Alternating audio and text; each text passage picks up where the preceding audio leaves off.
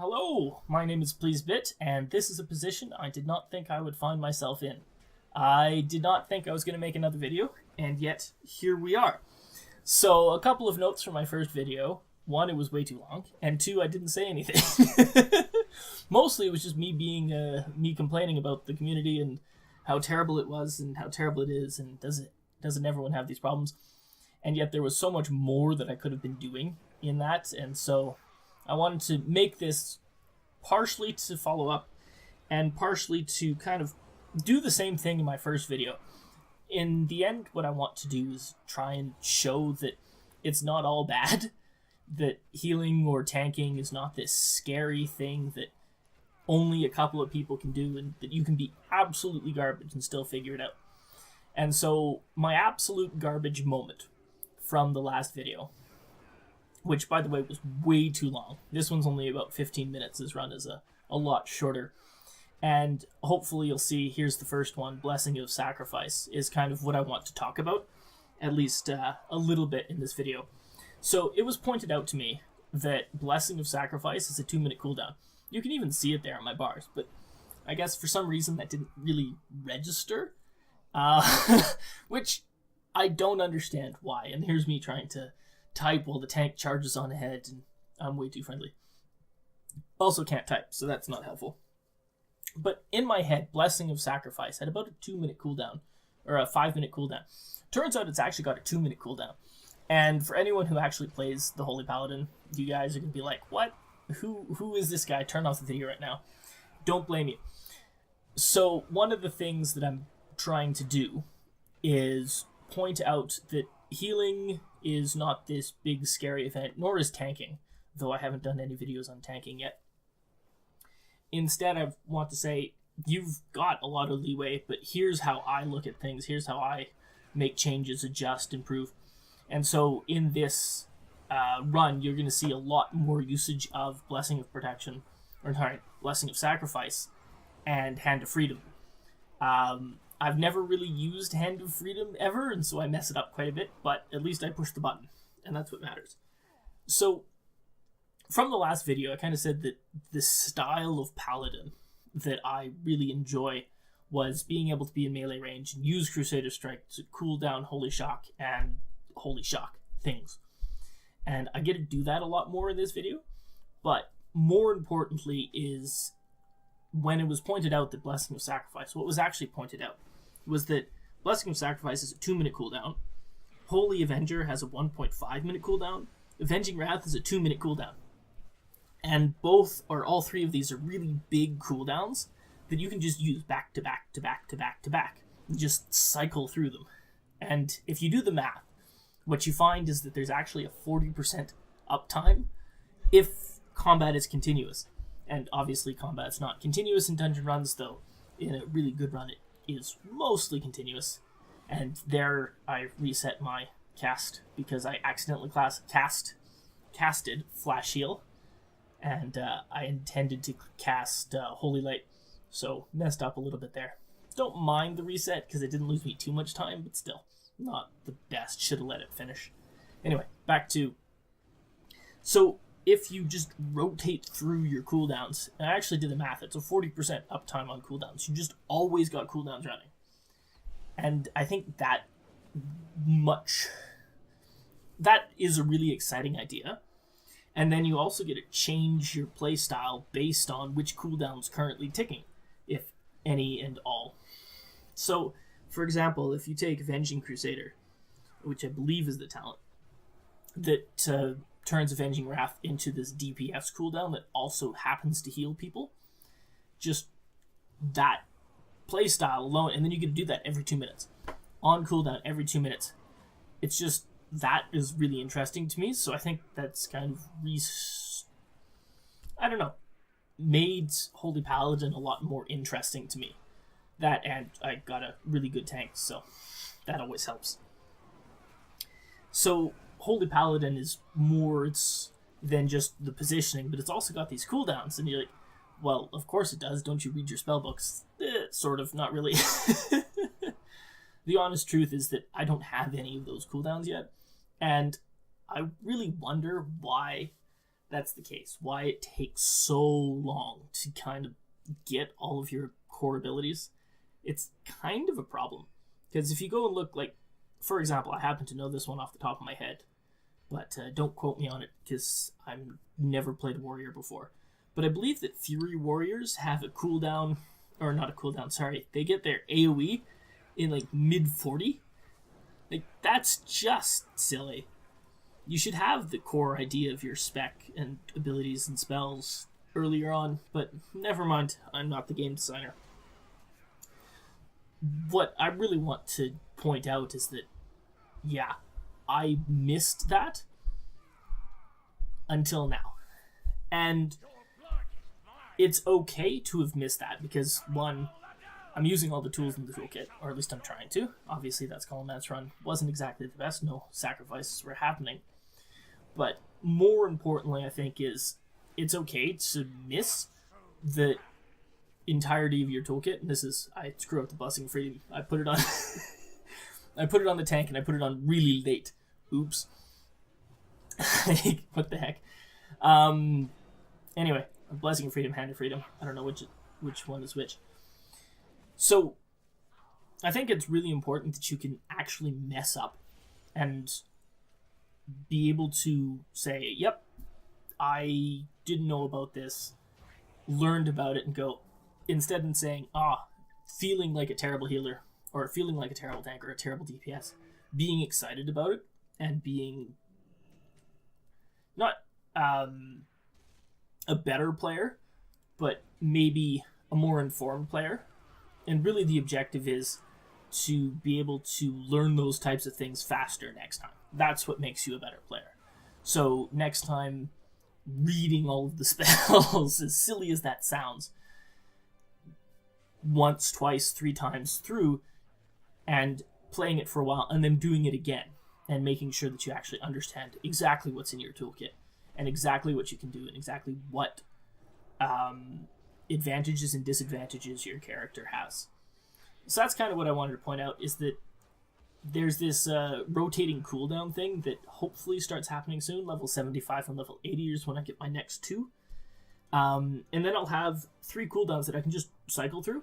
And really excitingly, I also have Lay on Hands, as you can see on the bars there, and Blessing of Protection. Both of those are reasonably long cooldowns, but are not part of that rotation. So I can rotate through these cooldowns and still have more cooldowns behind it. So I just do cooldowns and more cooldowns and more cooldowns and more cooldowns, and that's just interesting. So I guess that's kind of that in terms of just pointing that out. The other thing that I wanted to tell was a really dumb story, because I don't record everything, unfortunately. I didn't record this run, but I think I wish I had.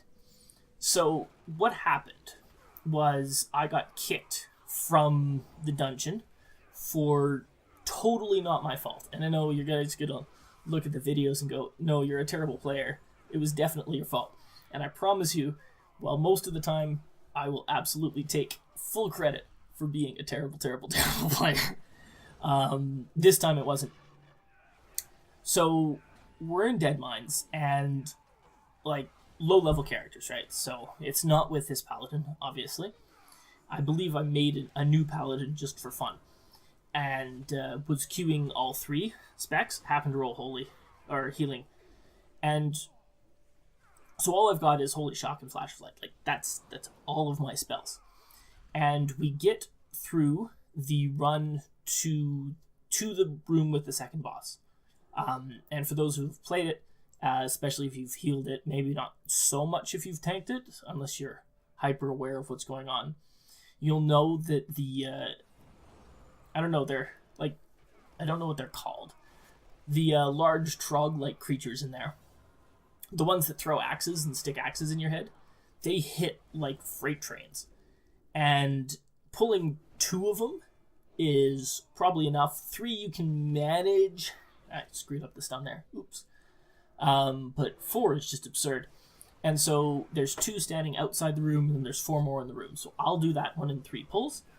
And this guy did all 6 plus the boss in 1 pull.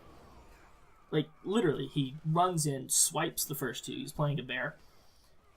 Hops in, taunts the opposite two, runs to the left, grabs those ones, and then just runs over to the boss and grabs it. Of course the guy's dead. The guy is, like, super, super, super dead. I keep him alive for maybe 20 seconds, if that. And that's it. And he's, like, super dead.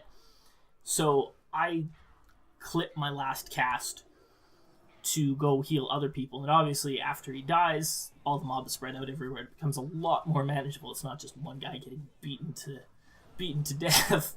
So the entire group stays alive for long enough, not quite to kill the boss, but to kill all of the mobs in the dungeon or in the room. So there's no more guys with the head crack.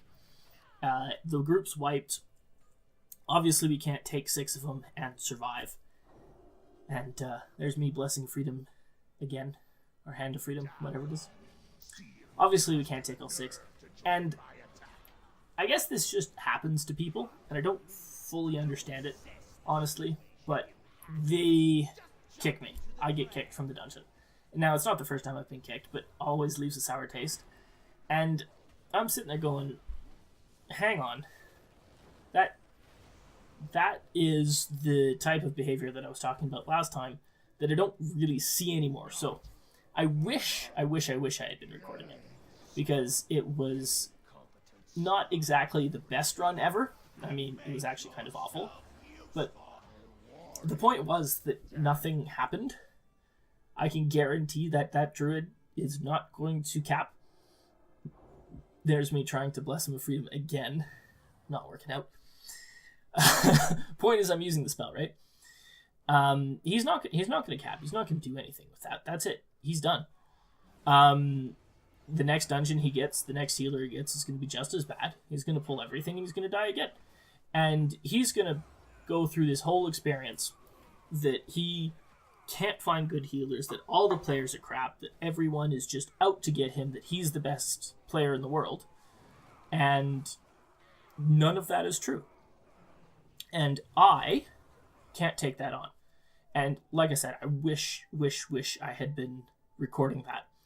Because if I had been, it just would have made a great visual aid for the story. What I want to do is to just make sure that even if you were in that situation, and you're like me, I've been healing since, well, frankly, BC when I started, and I've capped every character except for the paladin. I've mained most of the healers. I don't want to say all the healers. I don't think I've ever mained... actually, that may not be true, because I've definitely mained Holy, definitely mained Disc, Holy Priest. Monk is currently my selection. Druid was my last selection, and then it's just the Holy Paladin left. Yeah. So I've done a lot of healing in my time. I've played all of the healers, except for Paladin, again, quite extensively, trying to remedy that. But even I get kicked from groups all the time, despite the fact that I'm confident that I didn't screw up there. Now, I'm definitely not the best player in the world, and actually I'm pretty terrible. But make sure that those types of experiences don't ruin the game. Because again, that was my first dungeon on that character. I'm not sure if I actually mentioned that, but that was my first dungeon on that character. So imagine if you're a new player going into that situation, first time ever in a dungeon, you get in there, the tank is pulling more than they really should be. You're keeping up, and then a whole room gets pulled that you can't deal with. You may not know that you can't deal with that. I knew I couldn't deal with that already. So I knew that he was going to die basically the moment he did the pull. As unfair as that may sound, it's kind of obvious sometimes when the tank pulls more than they can handle and you can handle, and it's just, yep, that's it, you're done. And especially at level 15, there's no cooldowns to be had.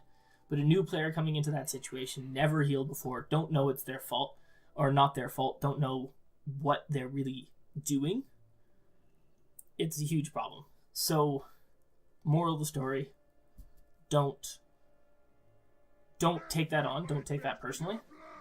Dust yourself off. Take a break, dust yourself off, and do it again.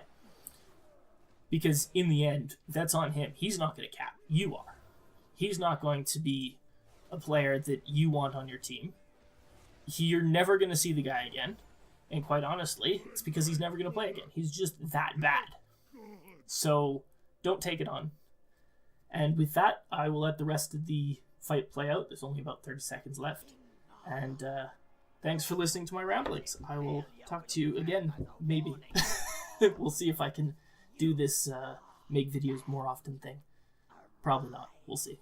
And carry out the master's will. I return! A second chance to carve your skull!